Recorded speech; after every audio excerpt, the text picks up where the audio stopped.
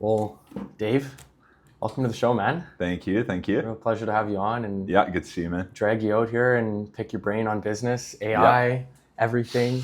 Maybe a short conversation. Maybe a short conversation. Picking my brain. Oh my God. I certainly hope not. I definitely want to get through to you and see kind of what we can work with here. But Dave, let's dive kind of head first. Tell me about you, and before we get into the business side, tell me about kind of who you are. You know, all the way coming from Scotland, the whole story behind ARRAN and how it got the name, which is a pretty cool, you know, the Isle of ARRAN, and going all the way up there. And tell me your kind of origin story, I guess. Yeah, so I obviously born in Glasgow, Scotland. I lived there till my early 20s, really, and kind of cruise ships brought me to Canada. And I remember coming into Vancouver and coming under the Lions Gate and just been like, wow, just blown away by Vancouver. So yeah, coming over here, I immigrated here in my mid-20s, came over, and yeah, it's been an absolutely, I love Canada. It's an amazing place, you know, absolutely amazing. So yeah, I grew up in Scotland, spent a lot of time in the west coast of Scotland as a kid. My dad had a small sailboat, so me and my brother and my dad, we'd be away on weekends, and school holidays, summer holidays, we'd always be away on the boat. And so it kind of always been at sea from a young age, really. I mean, I don't know, being on a sailboat it's not been at sea, but on the water. On the water, from a young age. I'll give it to you. Yeah. And, you know, my parents I had a lot of energy. And my parents used to tie me into a little rowboat, and I'd put a life jacket on. They'd probably go to jail these days for doing this, but anyway. They'd put a life jacket on me, I'd clip into the dinghy, and they'd just tell me to go row around the marina. And I'd be like 4 years old, just out there for hours, just rowing away, you know. So, so that's the kind of, ARRAN was a place we used to go on the boat. And then... And for anyone who doesn't know, ARRAN is an island off Scotland. Yes. So it's an island just off Scotland. And my brother, he got a little holiday home there maybe 10 years ago. Might be wrong with that. But anyway, he's a holiday home there. And it's a place now where we go as a family. My parents, we go there, my brother, my nephew, niece, the whole family. We have family reunions there, and it's nice. It's a really special place. I'm usually there at least once a year. Try and go over, ideally twice, but definitely once a year. I get back over there, and so we're back over in October. We're going over to ARRAN again, and it's just a beautiful place. Really, really, really special place. So yeah, I think my love of the sea came from that young age, being on boats all the time, you know. So I'd say that's my kind of kickoff to going away to sea as such. And you're surrounded by ocean, right? In Scotland. Yeah, Scotland. You know, the UK is always an island. ARRAN's an island. You know, you just water's everywhere. Yeah, I mean it's a good point. You know, you hear people, here, like, we're in Kelowna and it's 5-6 hours, whatever, to the sea, you know, and you hear stories of kids from here had never seen the sea until they're like 18, you know, it's kind of, seems crazy, you know, but it's certainly growing up in Scotland, you're not far from the sea. It's always around you, you know. Pretty close. Yeah, 100%. Why the move, if you don't mind me asking? Like, why Canada? Why Kelowna? Like, I always wonder how people found, of all the places in the world, or even in Canada, like, I chose Kelowna, BC. Yeah, you know, it's, I'm just a little bit north of here, Vernon, but yeah, Kelowna, same thing, really, you know. I first came to Vancouver and I lived in the Lower Mainland till about 15 years ago.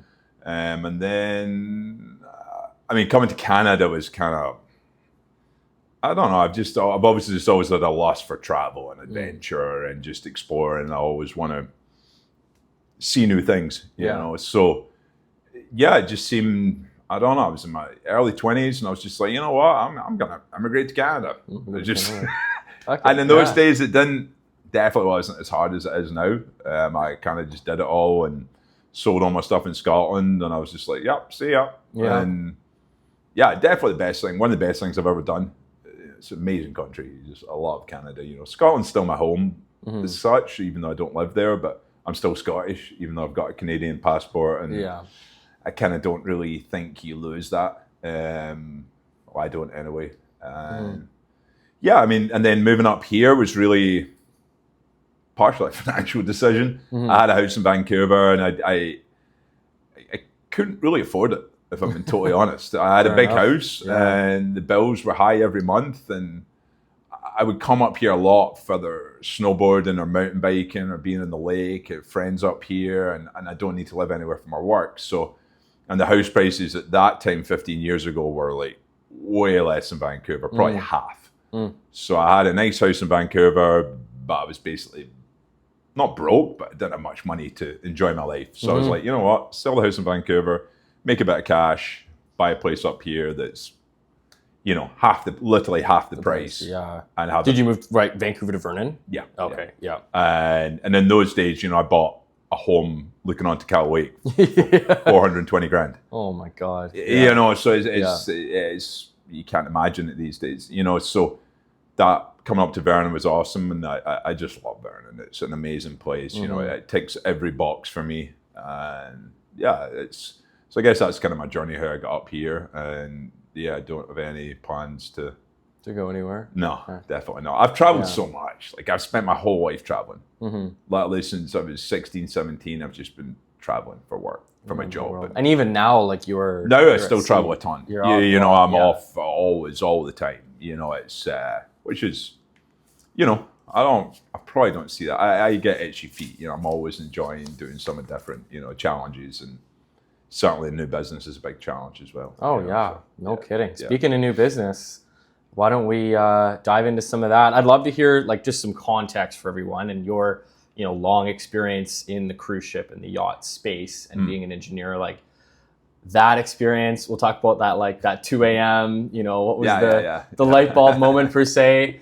And then realizing that there was a real problem here that I could solve, and taking this, even in our off-camera conversation, a human element back into AI, and specifically 100%. in client service, in treating your potential prospects and clients very well. And I'm coming in person. I'm not handing you a subscription and writing my life away. Like this is a long-term relationship. Yeah, for sure. Summing all that up, start with kind of the existing business and where that came from, and then what became ARRAN now. Yeah, so I've had my own kind of marine engineering business in some form for over a decade now.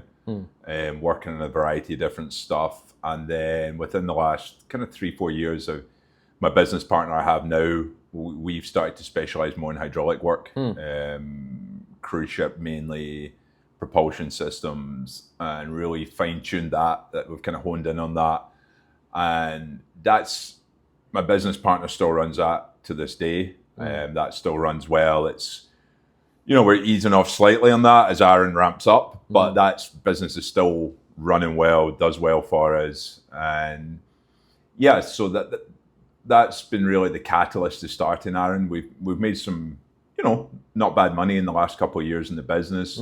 We've left that money in the business. We kind of realized that we could withdraw it, you know, take it out ourselves, get a bit of cash, and, you know, maybe have a bit, you know, is it going to change our lives? No, it's not. And we've worked very hard the last couple of years with the hydraulic work. It's not easy, you know, and we make good money doing it, but it's not easy work. It's really hard and can be stressful. And so to take that money and just to take out pay the tax on it, take out the bank, split it between us, it's there's no, you know, we do all the entrepreneurial stuff, we do all the you know, investment in ourselves, investment in new things. So that's when I started to think of other things to do with the money, and then ARRAN came about in my head, and then it was like, I think this is a good use of our funds. And you know, I spoke to my business partner about it, and he's an awesome guy, and he was just like, yeah, 100%. This is a great idea. This is brilliant. You know, he's like, wow, can we do this? And I'm like, yeah, I think we can. You know, and he's like, well, let's do it. You know? And I'm like, so yeah, so that's kind of how that aspect of it came about. You know, And that moment, let's go from, so where we're at in the business now. You said you had a healthy business, you were running well. If you were to sell it, it'd be good, but you're not at the point where it's going to change your life. What was the moment where you realized like this was the next step for you? So you mean building ARRAN? Or? Yeah, like going from I'm an engineer and I have a business in the engineering space on these ships to like we need to, like scale is a huge thing. If you want to build a system, you have the ability to reach so many more people, right? Because you're not boots on the ground the whole time. Exactly, yeah. When did you come to that realization, and why? I think building ARRAN, I know there's so many problems with the paperwork and the running side of cruise ship and yachts. Yachts especially have a real hard time with paperwork and management of the overall operations. So, you always think in your day-to-day jobs while you're working, like, oh, I wish I had this, I wish I had that. And I'm sure everyone in almost every field that they work in, there's something they wish they had. Yes. To make their day-to-day job easier. And I think that AI can apply to almost everyone's jobs in so many ways to make their jobs easier. So that's when I thought, started to think about AI and marine engineering, and you're trying, like, how can we put AI into engineering? And there's some people doing different things, and I really was like, so I really sat and I went through a few different things, few different ideas, ran them by my business partner, and we're kind of like, oh, that's a good one, or that's not so good. And then when this came about, it was just like, and that's been the beautiful thing about this. Everyone I've spoken to, all the people who are involved in my life, everyone's been like, oh man, that's killer. Like, that's like, wow. Like, so everyone's been excited about it, which sometimes I come up with ideas and people are like, yeah, interesting one, Dave, yeah,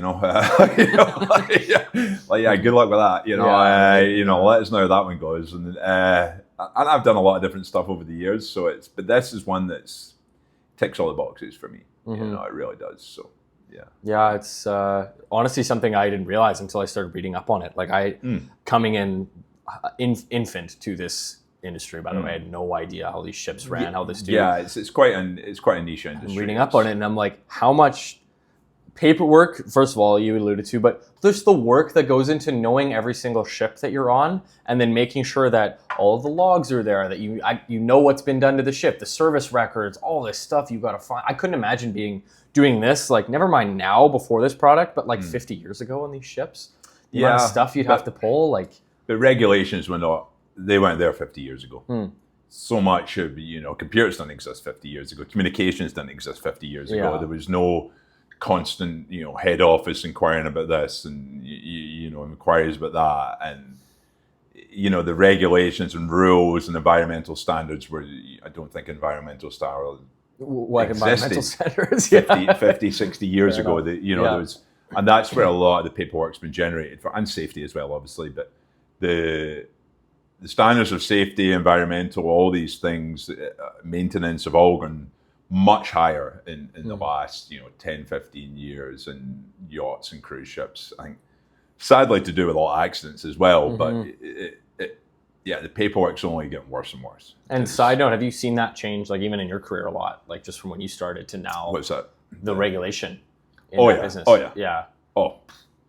Cruise ships now, I mean, they're crazy. Like, they're so heavily regulated. Like, people have no idea how much spotlight those cruise ships are under. Like, it's huge. Like, especially the big companies. They have a huge kind of under the microscope. So the paperwork is, a chief engineer, first engineers, staff chief engineer on cruise ships, most of their day is paperwork. Yeah.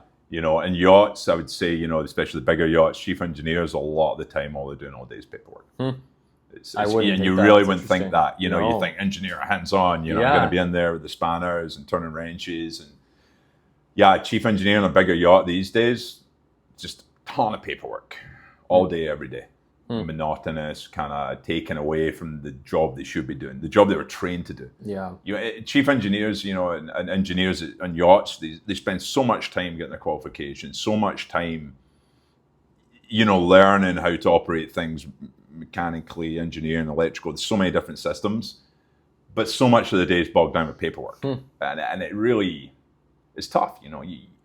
And then the paperwork is also, I suffer from it myself. It's not the standard I would like to have my paperwork at. But if I've done a 12, 13-hour day, am I really going to sit on the computer and type out everything perfectly and upload photos and drag this in and order this? No, it's not going to happen. Yeah. And it's not through laziness. It's I'm up in 6, 7 hours and I got to do the same thing again tomorrow. And it's like, I don't have time, know. So I think most engineers on yachts would love to do better paperwork, but there's really not a ton of time for it. So that's kind of how you come into play now, right? Yeah, a lot of what ARRAN does, Yeah. does help with that for sure. A huge part of that. So like for this simpleton, I'm thinking like engineer gets trained to be hands-on, to be mechanically inclined. Yes. Engineer ends up doing a lot of paperwork, things that they weren't trained to do, things that they don't particularly want to do. Yeah. You guys come in and you kind of bridge the reality gap between what this person thought they would be doing in their role and what they were doing.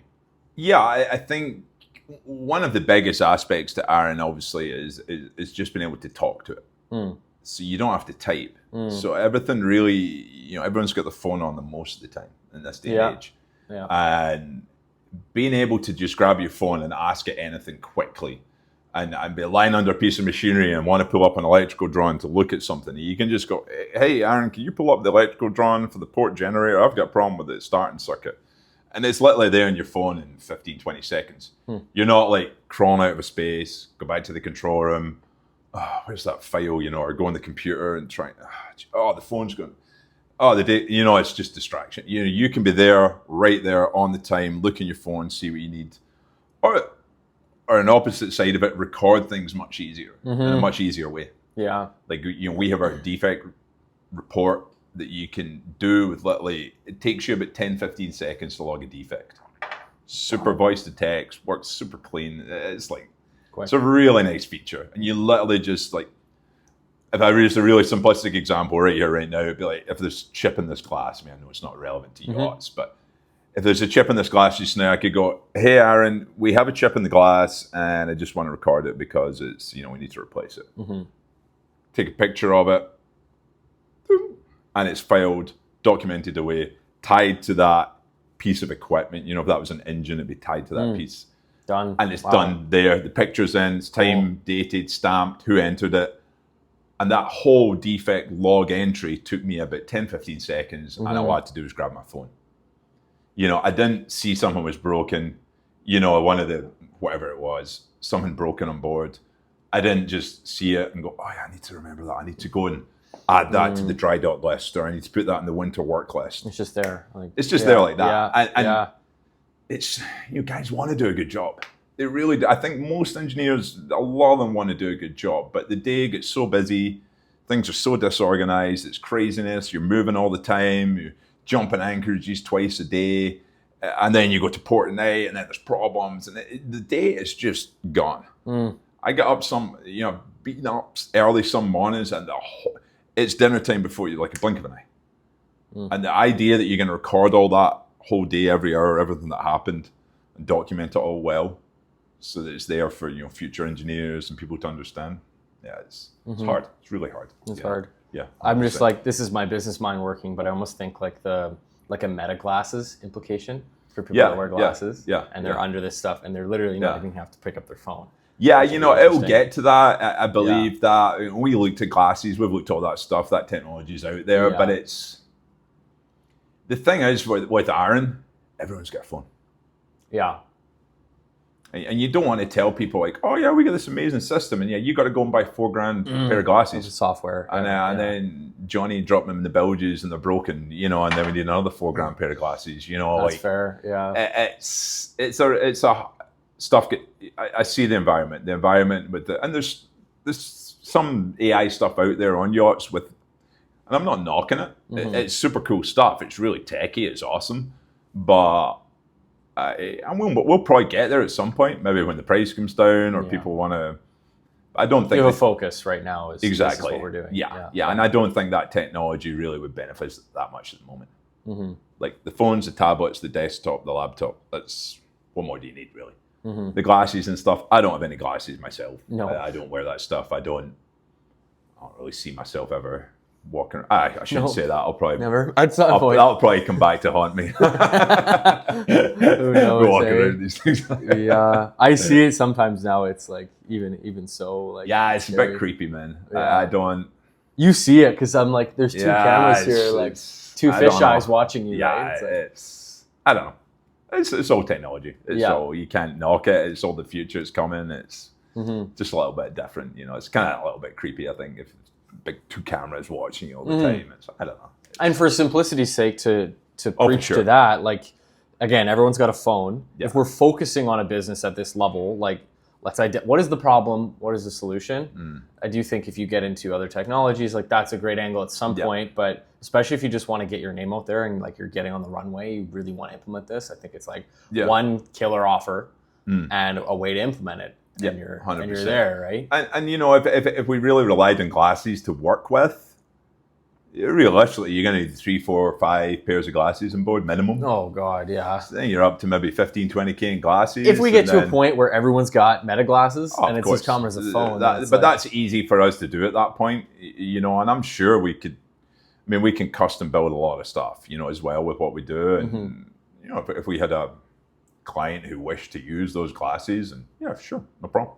Yeah. We could work out how that to integrate it and make it happen, you know. It's probably not much different from the phone in that essence, you know, but yeah. So this is an interesting question, but do you remember your first day on a cruise ship? First time? Oh man, you hit me with some first day on a cruise ship. I do, I do, yeah. Walk me through like day one. Just like what the, because I come off supertankers.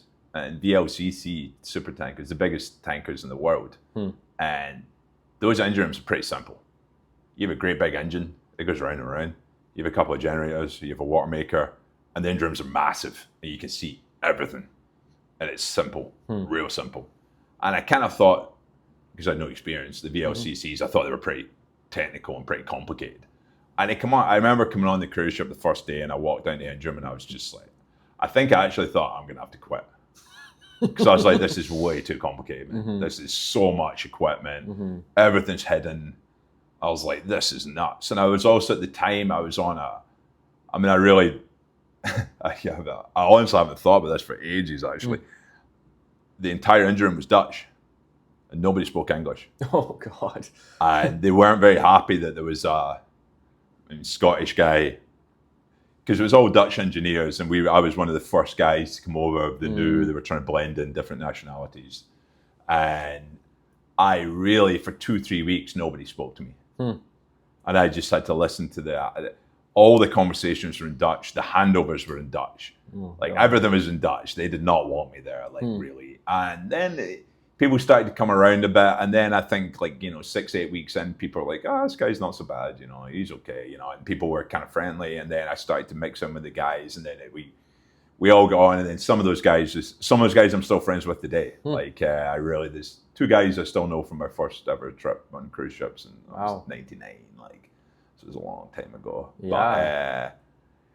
But, that was my first day. I think I was like, I'm going to have to quit. There's no way I'm going to understand this. It's so complicated. I remember walking in the control room, and the control room in a cruise ship is like, you walk in, it's like, oh, wow, this is crazy. Stuff. It's intimidating, I'm sure. Yeah, 100%. Yeah, that's a good word. Just intimidated. Really just like feeling out of depth. What have I done? You know, and I worked for Mobile Shipping, which was like a good oil company. We had good shares, pension, and all this kind of stuff, package, healthcare. And I got to cruise ships, and it was pretty bare bones. It was just you made your money per day, and that was it, really. There's no looking after you, really. So I was like, oh, what have I done? And maybe those guys in tankers were right. You know, they said I shouldn't do it. I should just stay where I am, you know. But no, definitely one of the best decisions ever made to go on cruise ships, for sure. Because it led me to Canada as well, and it led me into everything that I have. And zero regrets of going on cruise ships. Yeah. It happened for a reason. And then it led me into yachts, and all the rest is kind of. And there's a moment that we had talked about that you had put in one of our Discovery docs that I really wanted to ask you about. You'd said at one point you're like, I'm done with this, I'm leaving. And then you had a conversation with your dad, and he said, you're not quitting, Dave. You got to stick to this. What did that conversation look like? I remember that was when I was like 17, 18. And I just finished my first deep sea trip on a VLCC. Absolutely miserable at 17. You know, no communication, so you get nothing. You don't hear anything. No land. You don't see the land for 5 months. Wow. Just going 100 miles offshore Nigeria to 100 miles offshore US Gulf, back and forth. It's awful. You and 40 dudes. One VHS tape a week. Sunday we watched one movie. That was it. VHS tape. And then, we'd sometimes run out of movies, depending when the movies get delivered. So it'd be like, oh, we'll rewatch something. It's like, thinking back, it's crazy. Like, now with what we have and Netflix and streaming and Amazon. And, we had one VHS tape a week. And that was like, we were excited. Yeah. Really, this is Sunday. This is a half day. We're going to watch a movie. This is nuts. This is good times, And that was literally the highlight of the week. Like, it was one VHS tape. And it was, so I did that first trip and I went away for 5 months, my first time ever at sea. And I hated it. Like, I hated it. I was miserable. Like, I really was. I did not like it. And I came home and my dad just said, you're not going. Absolutely no choice. He's like, you'll finish your apprenticeship, you'll finish your education, and if you decide after that you don't want to go back to sea, well, at least you get your qualifications. But you're not just quitting halfway through it. It was like a 3-year program. And so I was like, I really didn't want to go away again. And, listen to him. And it was probably one of the most stern conversations. My dad's a very calm, very nice, just a very gentle kind of guy. And it was probably one of the few conversations I remember. I distinctly remember it. To this day, I remember it very clearly. And he was angry. Like, he was angry. And I never really saw him angry very much. And he was really kind of, not like nothing ever physical, but he was just angry that I was kind of wasting the opportunity, I think. Yeah. And that I was just going to throw it all away. And he really just hammered on getting the qualifications, because those qualifications can, with marine engineering licenses, you can go work you can work a ton of different stuff. You can go into a lot of different fields. So getting the qualification was a big thing. So that was obviously very good advice, and good, and I'm very glad I did stay, obviously. And so that really, I would say that was the moment. Yeah, that was the moment. But that was definitely, it was a stark conversation I remember to this day, like quite clearly. I there's massive gaps of like years of my life that I barely remember anything in, but that conversation, I was 17, I was like, oh no, I remember that. Like, crystal clear, Moments just kind of begin to crystallize like that. I think over time that you totally you give it's almost like, was the moment special or did you give it the meaning to be special, right? It's an interesting conversation when you get into and I think in that point, the moment was, I don't know if it was maybe not special, but it was very pivotal. Like, if I hadn't done that, like, who knows? Like, I could have just, I wasn't the best guy at school. I wasn't super intelligent. So, like, I could have dwindled off into, I don't think I would have, just with my, I enjoy working. So, like, I don't think I would have. I think I would have kept going with someone else and changed, but who knows? Like, I'm glad it ended up the way it did. Let's put it that way. And that man's standing in front of me today talking about it's crazy the way the world goes, it's what life throws at you, you never know. No kidding. What would you give 17-year-old Dave, like, if you had to give him advice on where to go? What would you tell him, and how would you 17-year-old Dave was an interesting what do you mean, give him advice to be better, or to, like, just... I like to push back on that. That's good. Give him advice to, like, if you could tell him, other than, like, buy crypto, which is it's a funny one that people will say, but if you could give him advice to, like, a successful life, a prosperous life, a happy life, what would you tell him? I mean, for me, you see kids these days just 17, 18. I mean, we go on, the entrepreneur hike, and, we do that, and you see a lot of young kids, and I think we see those kids, and they're very driven, they're very focused, the ones that we kind of see in the hike and stuff. But I think kids these days they have so many options, and that's a good and bad thing. I think there's so much information out for them. But for me, if I was like, I think my nephew, who I try and help with stuff, and as best I can a little bit, but fitness every day, something. Every day do something for your health that will, even if it's just going for a walk, that's something that basic. You go out for an hour walk every day, you're on a better path. Your diet, obviously, big help. Huge. And for me, those physical exercises every day, it's huge. I mean, I would say to kids, just, and educate yourself every day. every day of my life, I think I educate myself in something. And that could be a 5-minute YouTube video. I'm not saying like I'm some scholar that starts reading, every night that I'm, some religious, I do read a lot. I listen to podcasts. I try and educate myself every single day. I doubt there's a day in my life I don't. And I think that's probably why I've done a lot of different stuff, but I feel I've succeeded, and I've failed in some things, but I've succeeded in a lot of things. And I really feel that's because I educate myself and try and lead some kind of disciplined lifestyle. I think the health is a big thing. The exercise, the physical exercise. The days I don't do some form of physical exercise are not as good. I just don't fire the same. I don't work the same. For kids, I would just, especially when you're young. If you're 17, don't take things too seriously. You get tons of time to mess up. Try things. Try a ton of different. Don't put tons of money into stuff, but just try different things. Try working for different people. There's so much stuff to try. There's so much opportunity at the moment. It's crazy. We meet all these. I hear some of these kids are like 20 years old in the hike, and I'm like, what? But even yourself, all the stuff you've done at a young age, it's pretty amazing. Like, so opportunities are there, but I think having the structure in your life to handle them is big. You're not. It's very easy to go off on a tangent, and it's so easy to be lazy these days. It's never been easier. It's so easy, man. The bar has never been lower. Oh man, it's so I would say for 17-year-old Dave, and then I kind of did exercise a lot. I would say the only thing I drank a bit too much, but that's just Scotland when you're 17, But, maybe the legal age is 18. I can't remember. I don't know. I was up there 8 years ago. My grandpa's born in Glasgow. Oh, nice. He moved went to New York, then he went to Montreal, and then he moved to Ottawa when he first immigrated to Canada. And cool. my whole dad's side of the family, actually, I think my aunt was born in Scotland, and then the rest of the family was born here. Cool. So it was pretty cool to go to Glasgow. Yeah. I really like Scotland. It's cool. It's cool. Really, it's an really awesome cool. place. I love it there. I love it. It's still my home. It's still my people. I love it. I enjoy it a lot. It's great to visit.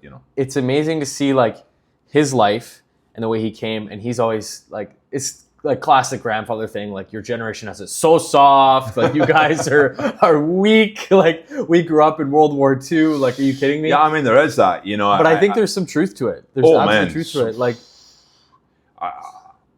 I mean, I don't want to go down a dark path.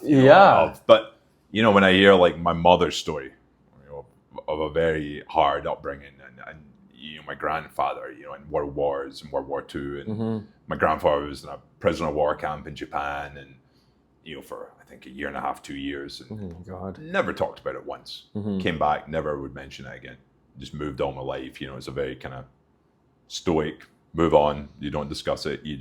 Obviously things have evolved a lot since those days, but it does breed a completely different. Yeah, of course it's going to breed a different generation. But I do feel that I'm kind of going off on a bit of a tangent here, but half the world's at war just now. Yeah. It's kind of crazy. Like we think back to World War II and how it was so long ago, and we're so so. You can't imagine it, but half the world's at war just now. I've got friends in Russia, friends in Ukraine, from working on ships, and it's crazy. So, I don't want to go on about that too much. But it's interesting to compare. It is interesting to compare, and I do feel that kids nowadays, ton of opportunities there, huge opportunities, but put yourself in the right crowds. Be there at 6:30 in the morning in Knox Mountain, and come on a hike. It's there every Tuesday. It's free. Dave, you know how many people I've invited on that hike? How many? You know how many people have actually come? Crazy, man. I'd probably say I've invited 250 people on that hike. Holy smokes. If I'm being honest, over the last year, I've been going out for right about a year now. I think September of last year is when I started going on that hike, and pretty consistently from that point on. Yeah. I would give it probably a good 250 people that I've invited. How many people do you think have come out? 10?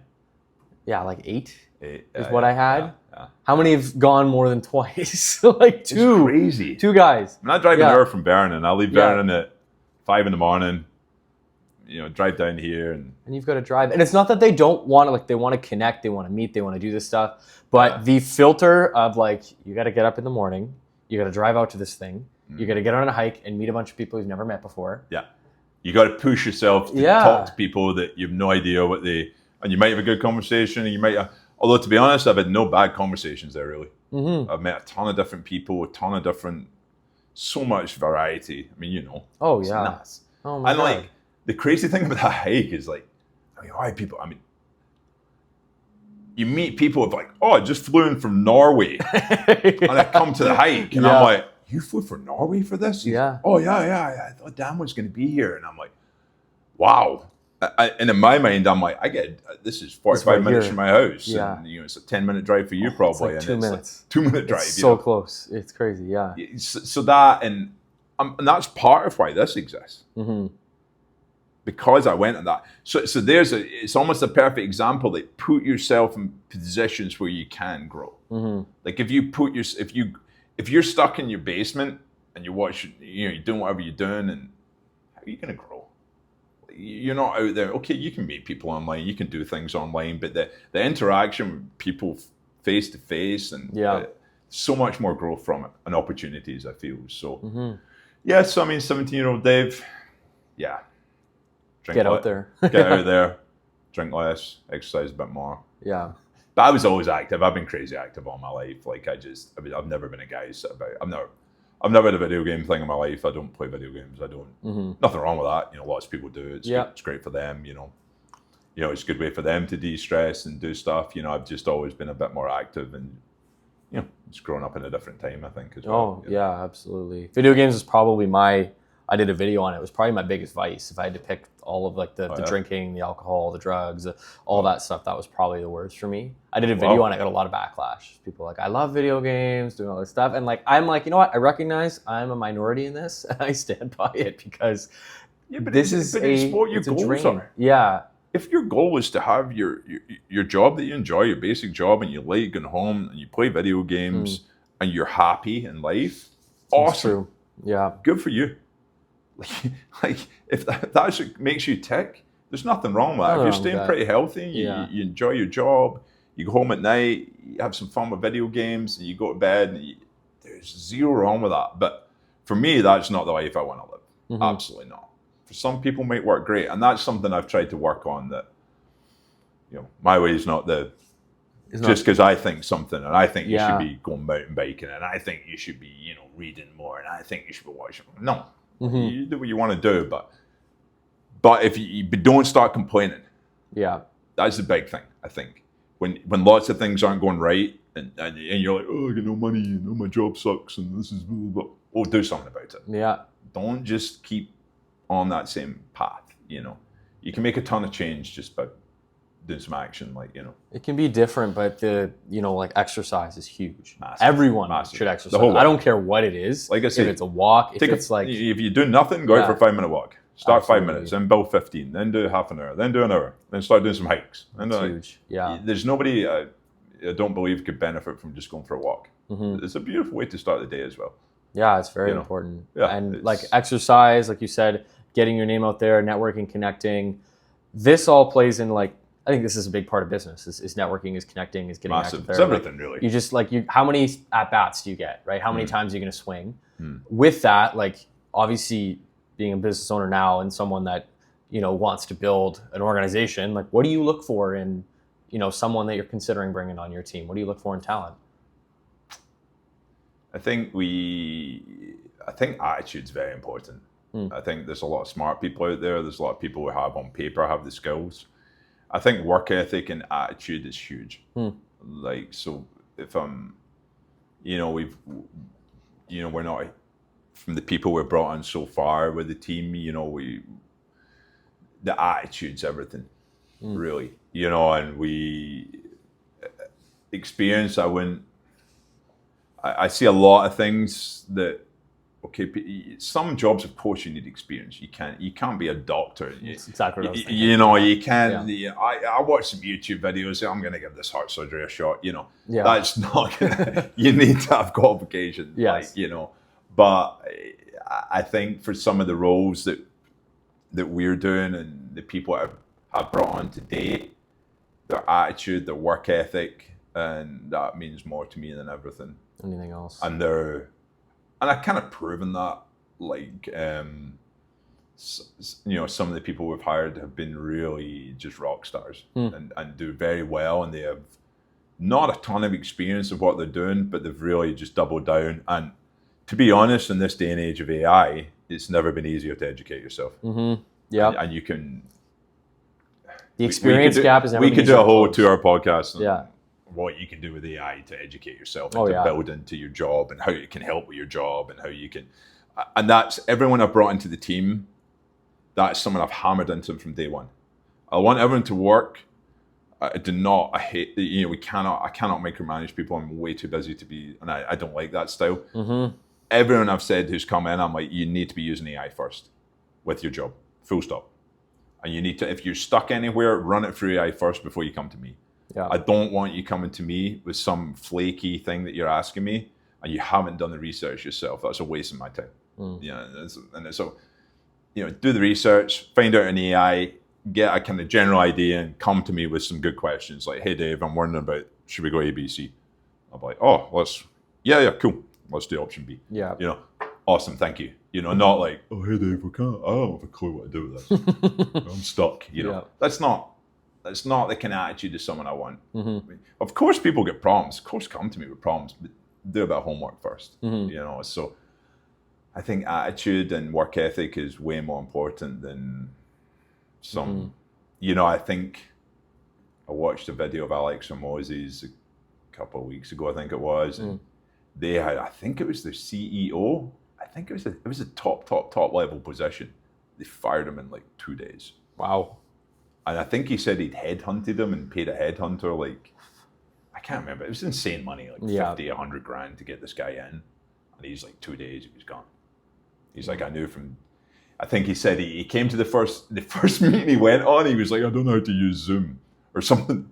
And he just made problems. He was just like, I can't get my laptop to work.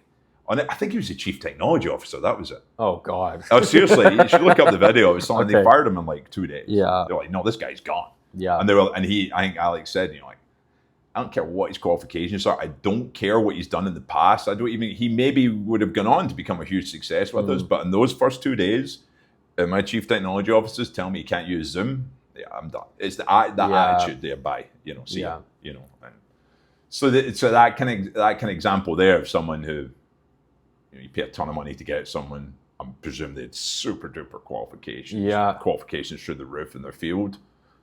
48 hours, see ya. Because attitude, so. That's not easy to do. To let someone out like that. No, and I'm sure that cost them a lot of money. Yeah. I'm sure there's a bit of a debrief after that. No kidding. I maybe with the headhunters, like, what the? Guys, really? But it's pretty crazy. Like, you can take someone as qualified as they are. And you know what? To your point, if you're a doctor, you're a surgeon. I don't want my heart surgeon watching a YouTube video on how to make heart surgery while he's doing. There's a Family Guy skit on that. That's really, really funny, actually. But if you have the ability to want to change, the openness to change, and the resources to find it, everything else is doable. Yeah, 100%. The qualification, the person who understands what they're doing in that role, the expert is creatable now. And if you have a team of AI agents working for you, now you've got everything that you were looking for in that person. It's just like the experience gap has completely shrunk. That's why all these 17, 18-year-olds that we're meeting on this hike and everywhere, to be honest, can do this kind of stuff now. It's like the barrier to entry to business, especially software, if we're talking like AI, has completely been destroyed. Yeah. Because all of these tools have blown the doors down. And I even think someone like you is actually able to simplify things. So it's not necessarily we have the most complicated technology in the world. We're putting it right in front of you. We're making it easy. Making it easy to use. People like just that. Talk to it. It's really very simple. Yeah. Yeah. Have you found what's the best and the worst feedback? I guess the best feedback of we really like this, and the feedback of we really want to improve this technology that you've gotten with your current AI model. The best feedback is just oh man, this is amazing. This is the best thing I've ever used. Yeah. That's great. Thank you. Like solving problems, right? Yeah. the feedback for some of this stuff's been really positive. Like it's cool. Like it's really, when people see it and they use it and they're like, oh man, this is crazy. Like, you know, and it's like, oh, thanks, you know, like we built this, you know, it's like, we built this. You know, there's been no negative feedback. It's just been improvements. And I feel, and that's where we take in a ton of knowledge from everyone. You know, everyone's, doesn't matter who it is, every bit of information we can get to improve is massive. But I wouldn't say there's been any negative feedback or comments, just areas to improve. And kind of like a lot of the things, I don't think ARRAN will ever be complete. I have no vision of it. Yeah, we're done.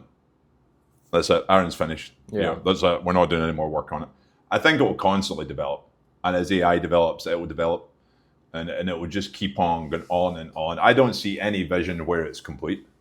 I just see it becoming better and better and better and better. And people just been blown away every time. I mean, that's what I want. I want people to enjoy using it.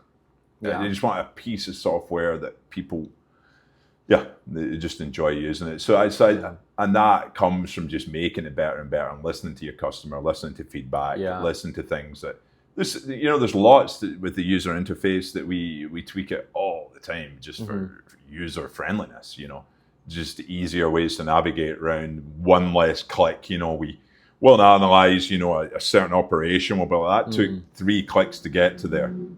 Is there any way we can make that 2 clicks? 2 clicks, yeah. And that seems like, who cares if it's 3 clicks? But it's like, well, no, I don't want it to be. It doesn't need to be 3 clicks. So let's just fine tune it, make it easier, make it faster, So yeah, I wouldn't say there's been no real negative comments in any way. The positive stuff's been awesome. That's more what I was interested in. Like, I'll reframe the question. Like, I think talking about technology is great. It doesn't age super well. So if you read a book from like the early 2000s talking about the best and brightest technology, we're nowhere near there right now. But specifically, like, that book's probably not a good read now. No, right? Like, those don't age well at all. And like even The Intelligent Investor, Benjamin Graham, that book, kind of Warren Buffett's Bible on how to invest. Yeah, those days it's a different time. They've kind of reconstructed that book for that reason, because there was a lot of technology talking about brokerage and how to buy stocks that hasn't aged very well. So there's new editions that have kind of phased that out and brought in ways that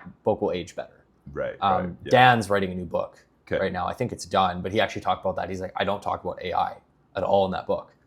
Because I want this thing to be able to age well, because this technology is going to be irrelevant in 2 years, which is crazy. It's very true, Yeah, but where I was getting with that is I really wanted to deconstruct like feedback and implementation, not necessarily the problem specifically, but how you handle problems and solutions, and like what your, like, do you attack it head on? Are you going and researching? What's your like problem solving process, and how do you implement feedback to stay, I guess, relevant, quick, speed of business? I think obviously we take all information in from people that's relevant, all information we take that in, and handling problems directly, I'll really sit there. I mean, I'll use my first go-to, I'll be honest, is analyzing with AI.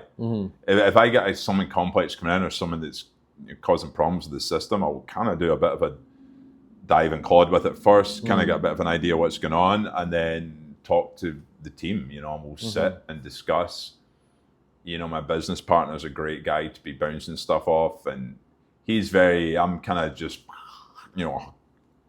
full steam ahead, 100%, let's go, and he's 180 different, which is great. It works really well, because he's like, well, let's kind of look at this from a bigger picture. Let's see what's going on there and that. And so for troubleshooting things like that, obviously our engineers that we have building this, they do all the technical aspect of it. We're pretty much daily involved with them. Every day we're communicating in some way. And we have our own internal kind of Slack system now. Nice. So we don't have to pay for subscriptions. Basically, we've got our own internal system for all our fine tuning and questions and answers and it's a huge process to build this. I won't go into it all. It's pretty complex, but so handling problems, I've got a great team around me, and that's huge. There's lots of good people to bounce stuff off, and I think that's a really big asset. Like A players love working with other A players, man. Like people. Yeah, and it's lots of, and I have a ton of, and even if it's going into the technical aspects of things, I have a ton of connections in every field of marine engineering. So, we, with ARRAN, there's a huge component to the virtual marine engineer that you can ask any question. But those questions are all fine-tuned. We pretty much fine-tune the LLM every day. We're training it every day. We've built our own education system embedded into it behind the scenes. So we have a whole separate education system called Nexus that we can fine-tune every answer in the LLM. Okay. So, and that's, I wouldn't say that's part of the problem-solving capabilities of ARRAN, and we can fine-tune that specifically. So day-to-day problems, things that come up, I really, we just all work together as a team. And the process is not to, problem-solving is my whole career. Yeah. Marine engineer, that's all you're doing all day. It's basically troubleshooting, problem solving. This is blowing up. That's not working. Can't get this to start. Just every day is just troubleshooting, problem solving. It's kind of like, it's what you do. It's, sure. You're the backbone. Like I think of the amount of like shipping, everything, like our entire economy runs on these ships.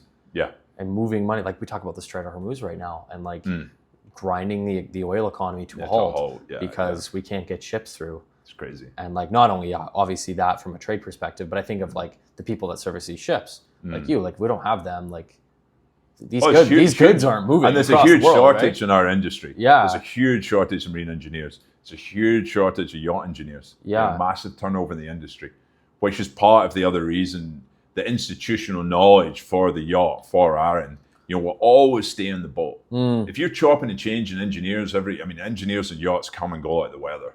You can have an engineer that's great and he's there, and it's a double-edged sword. You have the guy who's there for 5 years, he's the awesome dude, knows everything about the yacht, he's a great, we love having Bob here, he's the best engineer in the world. And then Bob just leaves, and Bob's gone. And 5 years of really good information and knowledge is also gone. Yeah. And in so many cases, it's not documented. Or you get brand new guys who've got no experience and know nothing about the yacht, and they come on and they're first day on board and they're just like deer in the headlights. Yeah. And there's not good information, there's no good records, and it's...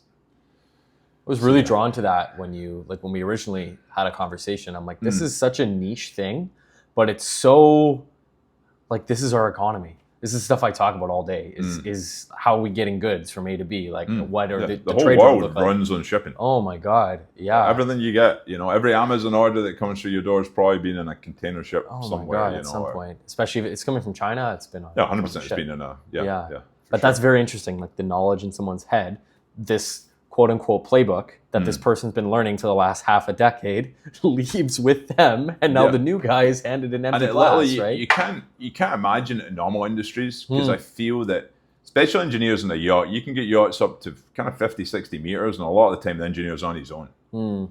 So it really, it's so much information every day. Yeah. And a lot of it just goes in here.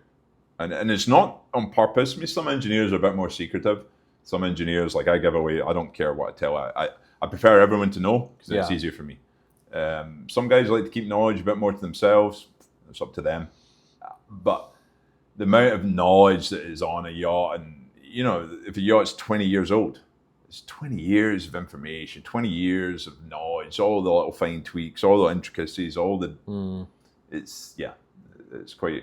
so much there, Sounds like a very robust experience. Like when you go on a ship like that, like you gotta go know this, like all these different aspects of that experience have to come into one. And I wonder, like, even when you're thinking about a guy on like your team, do you find that when you're looking for talent, when you're bringing people on, that's the same mentality? So like if you bring someone on, like they get to know your system very well. Does that apply to all these different ships? Or like, I guess what I'm asking is, when you implement into a ship, and I guess like you're still like ARRAN AI, like you guys, how long ago did you launch now? Like officially? Officially probably, maybe 4 months ago. 4 months ago, okay, yeah. So officially, it's been in the works a lot longer, but officially, like publicly. I think like when you're implementing any of these other ships, like you mentioned, like you're going in person and you're going into these ships. And you're saying, okay, like this is how our technology works. Yes. Does the longer that technology sit there, the better it gets, or can it? 100%. Yeah, 100%. Okay. Yeah, it needs it. Like the more it's used, the more it takes in, the more it gets in. It's like a human. Yeah. You're growing a baby. You're taking this little baby in your yacht and you're growing it into kind of a man or a woman. And you take it along the journey. You have to educate it. So, when Aaron first comes on board, it's kind of, we have all your data kind of pre-populated. The basic yacht is there, but the brain still kind of it doesn't know a ton. Yeah, that's interesting. And then it will continuously add all the time. All the time. With a guy the other day, he asked us, he did voice notes for all and this might not seem like a crazy thing, but he did voice notes for all the oil capacities for all the different pieces of machinery. So you can ask at any time, what's the oil capacity of this? So when people are doing the oil change, because it's so varied, and if you go to a manual for, say, the Caterpillar main engine, if you go to that manual, there can be 7 different types of sumps that are fitted to it, and you don't know what type of sump. You don't know if it's a deep sump, shallow sump, if it's got a filter, no filter. You don't know these technicalities, especially when you first get on the yacht. So he's now, he goes, yeah, I just put all it's so easy, because he just goes, hey, I just want to put a comment about the port transmission. It uses 47 litres of oil, and we use 15W40 grade. The manufacturer OEM has recommended we can use the same grade of oil as the main engines, so it makes it much simpler. Saves you so much time. Oh my God. So you're a new engineer that comes on board, you go, oh man, we need to do transmission oil change. I don't know I can't find any details in the transmission. Hey Aaron, what transmission oil was used in the port transmission? Oh yeah, the OEM says we can use 15W40 and it's 47 litres. To the T, instantly yeah. You don't have to go and look, you don't have to find it, you don't have to pull out a manual and then, oh geez, is this a deep sump, a shallow sump? Is this yeah, so. Wow. Pretty cool, man. And that's a tiny example of something. That's just a little voice comment that you chuck in, but that's building that institutional knowledge. Yeah. So when you have a guy use this regularly or girl regularly for years, and that, because we're also run completely offline as well. So that's it's been a very hard thing to achieve. But that was something that was really unique, by the way. Yeah, Continue. So, I was interested. So the whole thing will run completely offline. So, and again, all that institutional knowledge will stay stored on your own server on board the yacht. So, and you don't have to use it. You can use it. You don't have to use it. But if you imagine that institutional knowledge just stays there all the time. We're working with a new build at the moment. Super exciting. It's a really cool project. And they are very much focused on the asset value. Because these things are crazy value. There's huge amounts of money involved. And the monetary process of warranties with this new build and properly tracking all the warranty items. So that they know exactly, when you get a new yacht built, there's tons of warranty work. The first year, things break down. It's a boat. Lots of things break down. Things need change. That needs updated. I've seen new builds. The warranty tracking is a disaster. It's random emails. It's a WhatsApp message here. It's a text there. It's Johnny sending this in. It's Bobby sending that in. He sends it to that guy. That guy. The warranties can be a disaster. Then, they went after the manufacturer of the piece of equipment. Well, that you need to deal with them directly. I think we did. Did you contact them? It gets really scattered. Yeah. Nobody knows. But there's a huge amount of money involved. But it just kind of gets lost away. Everyone's too busy. Captains are too busy. Chief engineer's too busy. And then you're a year, 2 years in, and your warranty period's done, and nothing's really been fixed or any money supplied back for all the issues, So, there's sides of that to it as well that people don't really see, that holding that asset value is huge. Commanding that. It's like your car. If it's a basic example, if you have a car with a full service history, if you have a nice Audi and you go to the Audi dealer, it's got full Audi, every stamp, every dealer service, everything's documented and all the work was done and they had all the recall. It's all there. Yeah. That car's worth way more than the Audi that was brought in. No documentation. Don't know if it was serviced. Don't know who did what. Yeah. We don't know if this, if the timing chain was. We don't have a clue. That value, although the cars may look identical and be looked after identical, the value of that other one that's got no paperwork, way less. Yeah, that's very interesting. That's a really good example. I think of that, like, that's really applicable for the vehicle space, more importantly your business. But hey, you bring in a vehicle and it's like, yeah, I got a text message with this backhand mechanic who did work on it 2 years ago. It's like, yeah, right. He thinks he changed the transmission, but he's not sure. He sees 10 of them a year, you know. So yeah, but he's pretty sure he did it. But the asset, because these ships are worth like a lot of money. What are we talking? If to someone who's naive. What size? Give me a size. 250 feet. Easy 100 million plus. Wow. Easy. Okay. Maybe 250 million. Yeah. The big yachts coming out are getting close to on $1 billion. Wow. Yeah. One ship, eh? It's bigger than the GDP of some countries. Yeah. There's monster yachts out there. Yeah, huge money. You know? Yeah. They're going through refit periods costing 35, 40 million for a refit. Wow. You know, just to do some work in the boat. Yeah. Big refits, you know, that kind of price. But and that's also leads into our dry dock management as well. Our dry dock management tool is awesome. I'm very proud of it. Like dry docks are a disaster in most boats, cruise ships, yachts, anything. They just, again, everyone's too busy. So you're trying to do your day-to-day job and then you're trying to plan the dry dock at the same time. And again, there's message here, message there. Nothing's centrally controlled. It's not easy to find information. Our dry dock module, everything's in there. You can click an AI snapshot. It will give you an overview of the dry dock job. It will automatically draft emails to vendors. So you can click draft chased email. It will draft a whole email for you. Just copy paste it into your, send it off, done. And that's all logged. And you just click AI refresh and it will take all the recent information about that one dry dock job, capture it all, fire it off in one email to the vendor, asking them for, hey, what's happening with this? And it will take out the relevant information. I love it. It's really cool. Yeah. So having that function there just saves a ton of time.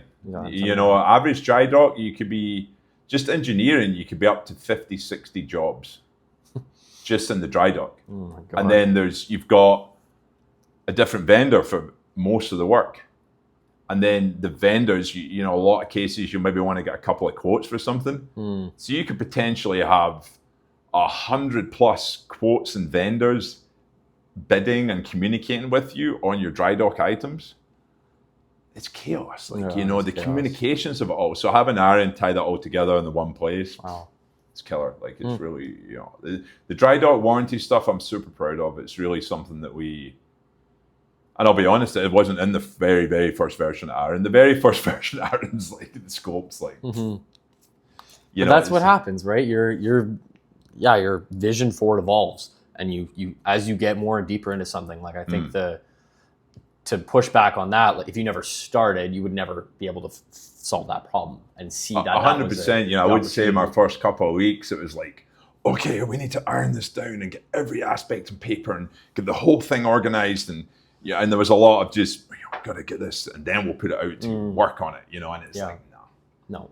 I think, and I got advice from a few different people and, high-level entrepreneurs, really guys, done very well for themselves. Yeah. And they were hammer down your scope for day one before you approach anyone. And it's good advice. It's not bad advice, but I think our initial scope was probably 10% of what we built now. Wow.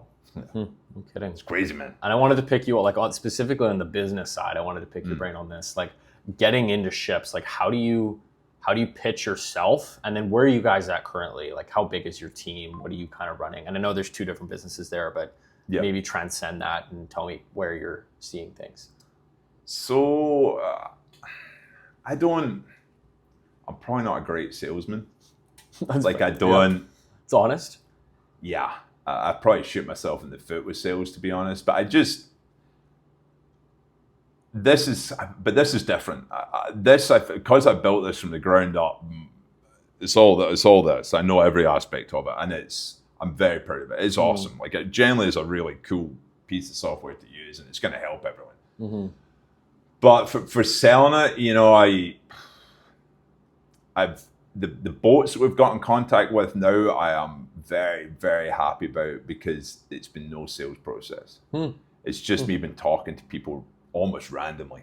Yeah. And people just going, holy smokes. And that's not the game plan. Don't get me wrong. I'm not I'm going to be tails down the riverbank. That's going to get me a load of, walk around Kelowna. Going in the hike on a Tuesday, I'm going to get another 10. That's completely, I'm going to get zero traction doing that. But the business that we have up to now has all come just through friends and word of mouth and connections in the industry. That you've also been in the industry for what, over 2 decades now? But in the yachts, it's a very niche kind of weird world. It's in the Pacific Northwest, dead for yachts. There's barely any like big yachts, So there's a lot of other hubs, but I would say that I'm not the best salesman, but it's going well though. So I must be doing something all right, because we're doing good, But how many like contracts, I guess, roughly, like where are you guys at right now? We're just at 3 or 4, just 4 just now. Okay. So we're basically, I wouldn't say we properly launched till last month. Okay. Yeah. Getting there. And I saw you have some social media stuff, which is, they're all empty right now. We have our social, we have our media girl. She was our first hire, actually. I've not used any social media for a while now. So I've been off all the Instagram, Facebook for probably 3-4 years. Gonna have to get back on it. But I hired someone because I don't want to be on it all. I don't want to be doing it myself. I'll shoot the videos, I'll do the content, I'll take photos, I'll help. Of course, we need social media. We will die without it, But do I want to be posting and doing all this stuff? Absolutely not. Do I want to be editing videos? And you want to have that presence, but you don't want to be the one responsible. I don't want to exactly. Do that. I don't like being in my. It's kind of ironic because my business is based off the phone first as such, but I don't really like being on my phone too much. So it's just a huge distraction for time. That's all it is. That's why I say I don't like being on it. It's just a massive waste of time. It's really, it is. People just go and. Well, I look at my generation. It's like, oh God, I don't know what the average screen time is. Well, it's crazy. My guilty pleasure is YouTube. I'll be totally honest. Okay, I don't have Instagram or Facebook on my phone, but I got YouTube, and I'll probably watch. I don't know how much YouTube a day, maybe half an hour, if I'm being honest. But I don't see it as a waste, and I see YouTube. I can kind of really hone in. I mean, it's basically Hormozy, Dan Martel, Gary Vee, all these dudes. Like that's the kind of stuff I'm watching, or cars, or something with jiu-jitsu, or so I'm watching stuff that I love and enjoy, and I don't find watching entrepreneurial videos boring, and I find I feel I'm educating myself. I don't feel it's like I'm, It goes back to the beginning, always learning. Like every day, 100%. Every day you got it, man. Why not? Yeah. There's so much to learn. It's exciting. It's kind of cool. Like it's kind of cool. It is. It's like, how can cool. you be, there's so much to learn. And so much, I hear stuff every day and I'm like, oh, holy smokes. Like, it's like, wow, it's pretty amazing what's out there, man. Like everything's out there. Honestly, like even back to our conversation earlier, like one of the biggest problems that I see now is we don't know what to do with it.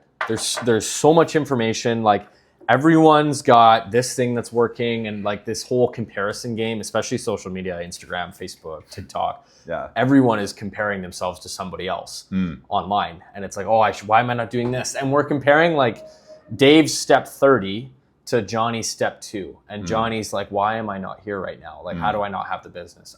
And as much as it's inspirational, I think it's good.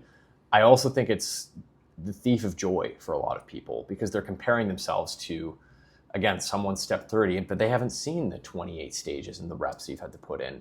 And to get to that point, I guess where I'm going with that too is like your thoughts on social media. Like, how do you want to, I guess, portray your brand? Do you see that as a big part of your growth strategy? Oh, huge. Yeah. Yeah. Okay. Yeah, we got to, like any company that doesn't think they can, all right, correct me if I'm wrong. I can't see any company in this day and age that doesn't. You got to have a brand. You got it. And even us, I mean, I really feel we are, the company's ARRAN AI, we're a marine intelligence company, but we want the human element. Yeah. We want you to be able to phone us and talk to a human. We want that. And I think that's going to be huge. I think I personally feel that's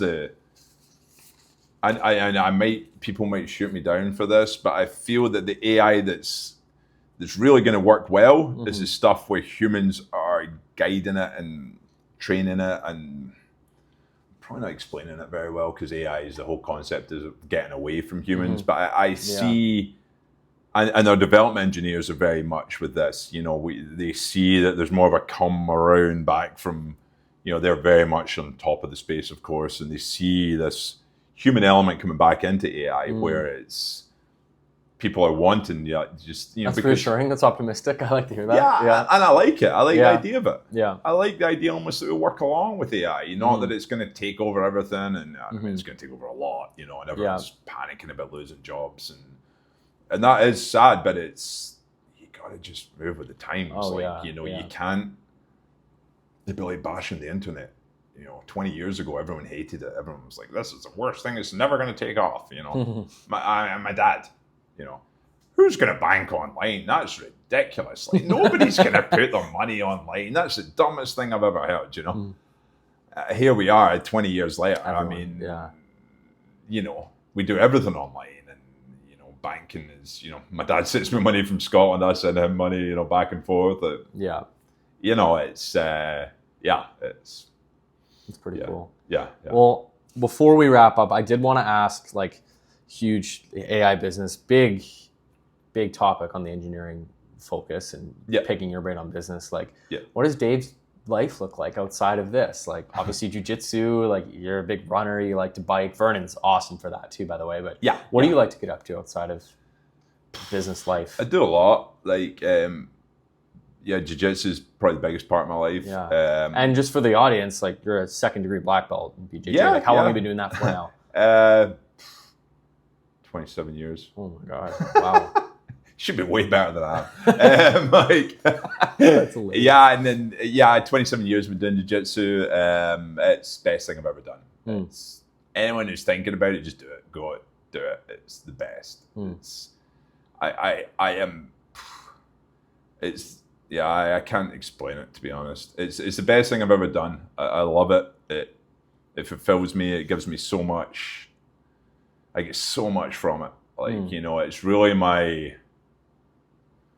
I'd say it's definitely one of my key, I've tried meditating over the years. Like, it's just, it's hard. It's very hard. It is hard. I do a ton of breath work, but meditating itself, getting into that, the Zen moment where you're not thinking about anything, man, that's, go to jiu-jitsu. You go there for 2 hours, don't think about anything else. You're just thinking about staying alive, and trying to protect yourself, and some 25-year-old monster not trying to kill you. It's the best thing I've ever done. I'm so thankful for it. It has helped me so much over the years.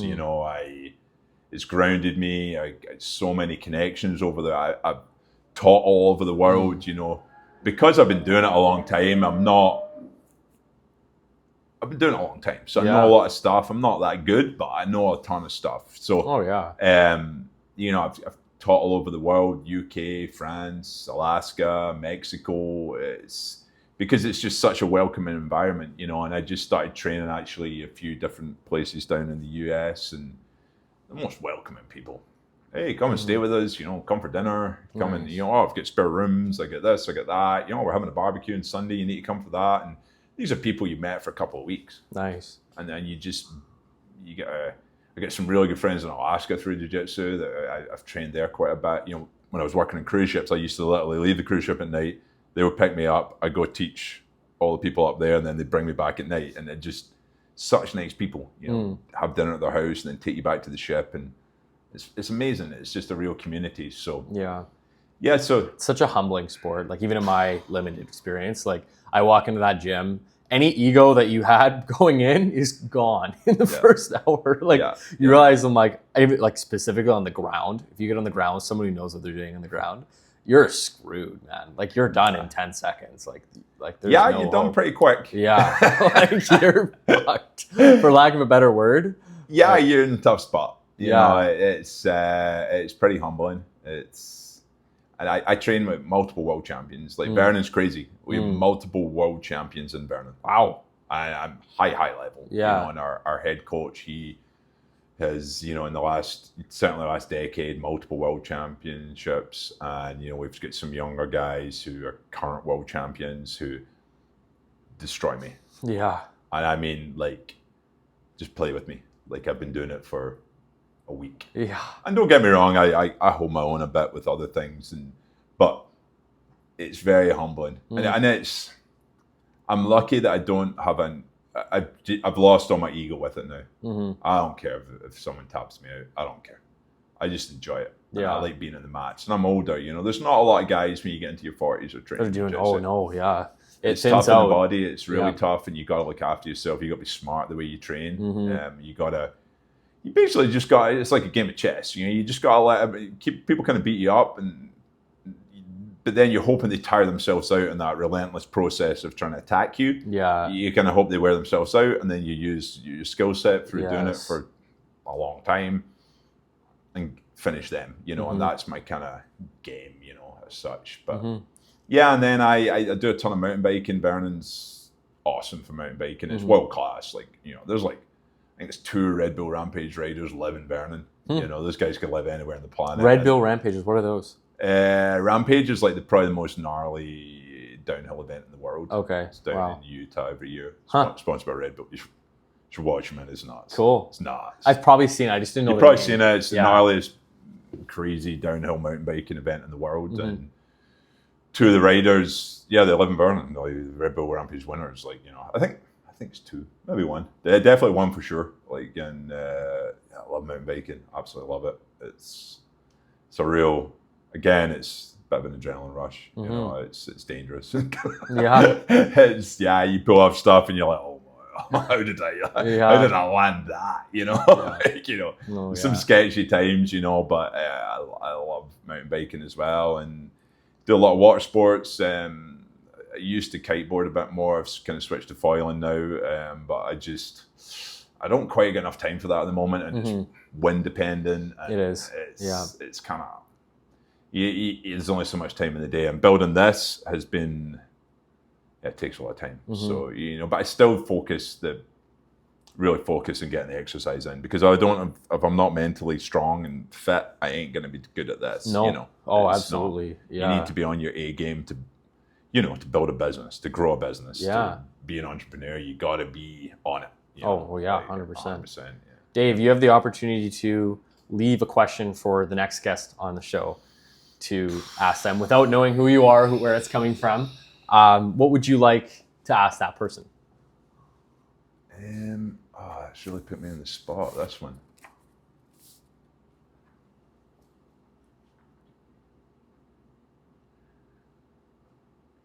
Is there anything you've done in the last year that you really have learned from that would maybe benefit people, in general? Just an experience maybe over the last year that you've had in business or in life where you're like, that one key thing would maybe really help a lot of people.